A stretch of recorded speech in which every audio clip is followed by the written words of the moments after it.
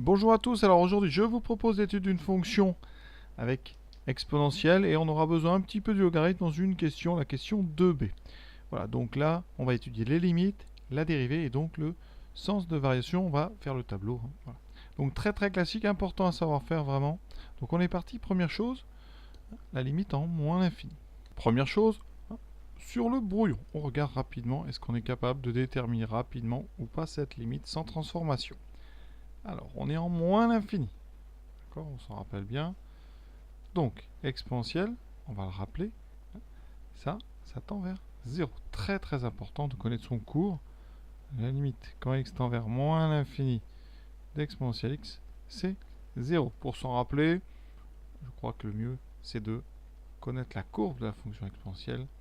Comme ça, les limites, ils sont assez flagrantes. Vous avez une asymptote horizontale en moins l'infini. Ensuite, ici, une montée très très rapide.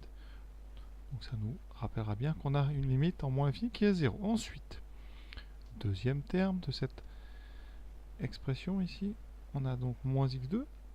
Ça, c'est donc x, ça fait plus l'infini. Sur 2, ça fait plus l'infini. On multiplie par moins 1, ça fera moins l'infini. Et comme c'est une... On additionne les deux, ça, par addition, ça fera moins l'infini. D'accord? Vous pouvez aussi considérer que c'est une soustraction avec x sur 2. Et ça donnera moins l'infini. Et on rajoute ce petit moins 1 ici qui ne change rien. Donc la limite, elle est facile. On va donc dire limite quand x tend vers moins l'infini de moins x sur 2. Vous pouvez la donner directement. Celle-là, ça c'est facile. Plus l'infini. Et vous mettez ici, donc par addition,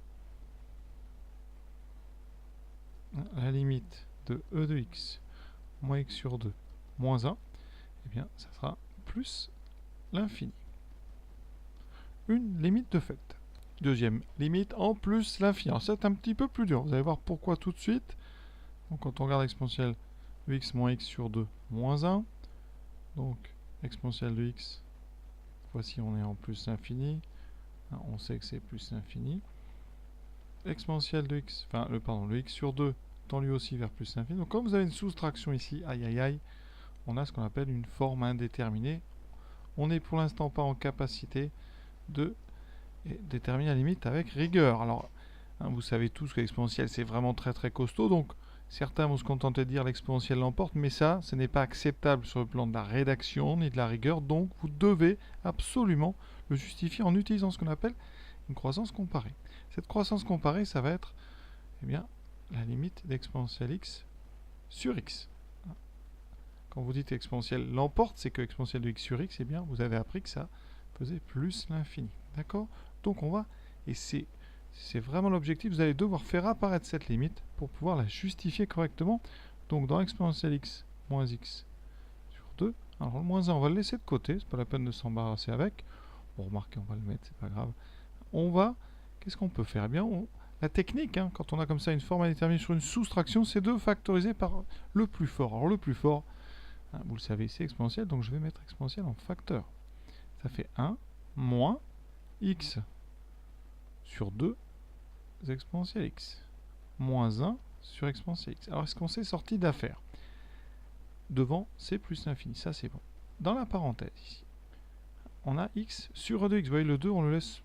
D'accord, le 2, si vous avez un petit peu de souci avec ce 2, je vais le mettre un petit peu différent. Ça fait 1 demi fois x sur e de x moins 1 sur e de x. Et vous voyez, le cours sur les croissances comparées nous dit que cette chose-là ici, en plus l'infini, ça tend vers 0. C'est l'inverse de plus l'infini. Et ça, on le sait par contre, exponentielle tend vers plus l'infini. Donc en l'inversant, ça tend aussi vers 0. Donc, vous avez compris, la parenthèse tend vers 1. Et comme devant, vous avez plus l'infini, le produit sera plus l'infini. Tout ça, chaque chose que j'ai faite, cette petite flèche, on va la justifier. Donc vous allez dire quoi? Or, limite de x sur e de x égale 0, quand x tend vers plus l'infini. Entre parenthèses, vous pouvez indiquer soit cours, soit croissance comparée. Ensuite, vous pouvez dire que limite de 1 sur e de x est égale à 0. Pour le justifier, bon, normalement on le sait, on peut l'admettre, mais sinon vous pouvez dire car limite de e de x égale plus l'infini quand x tend vers plus l'infini. Et donc vous pouvez dire que la parenthèse, donc la limite de 1 moins 1 demi de x sur e de x moins 1 sur 2x, eh bien, qu'est-ce que ça fait? Le 1 demi ici, il multiplie quelque chose qui a pour limite 0, donc on n'en tient pas compte, il vous reste que le 1 qui était en début d'expression. D'accord? Ensuite, vous vous rappelez, si vous ne l'avez pas déjà dit, que la limite exponentielle c'est plus l'infini. Et là, vous avez donc terminé. Vous dites par produit.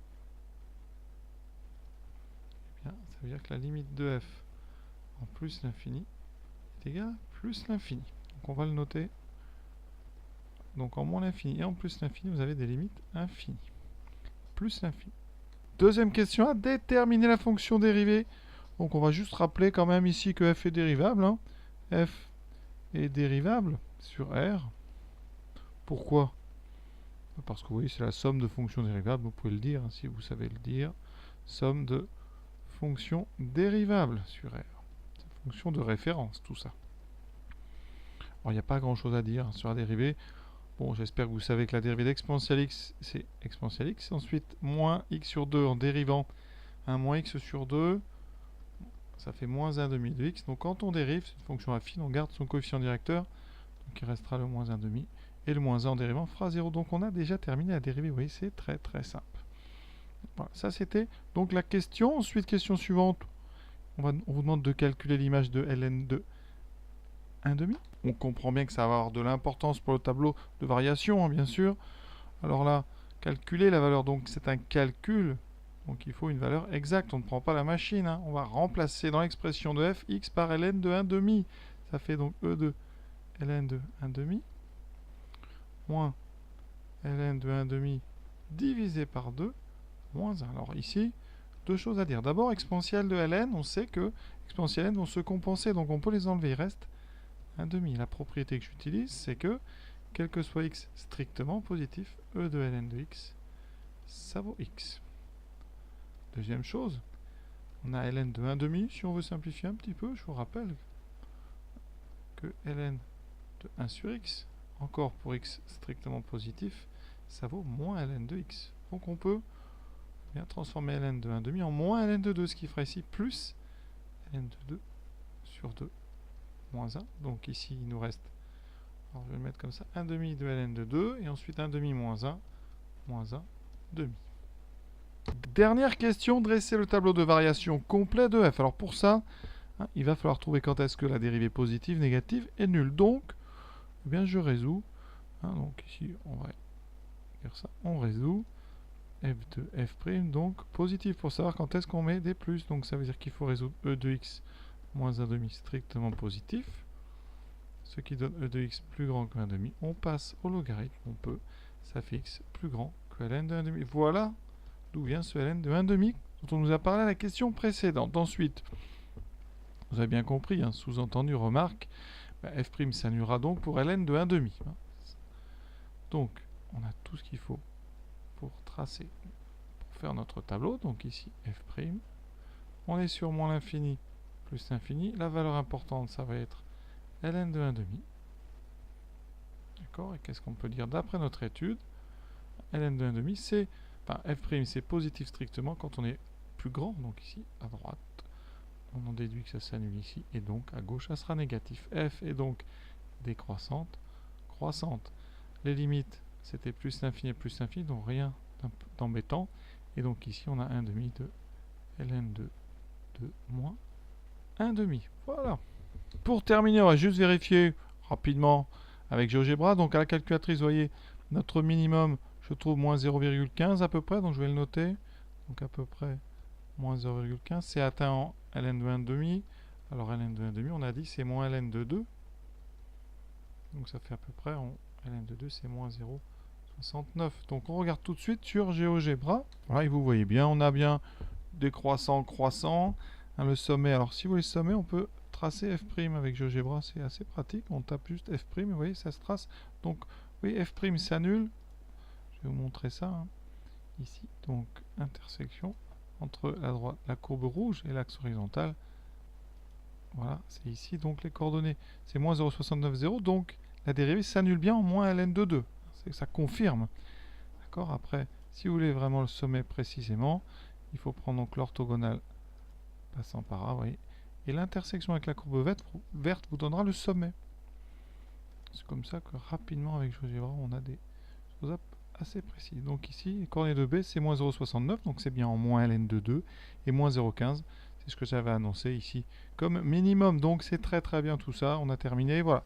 Je vous souhaite une bonne fin de journée à tous en espérant que vous avez réussi à faire cet exercice. Voilà. À très bientôt.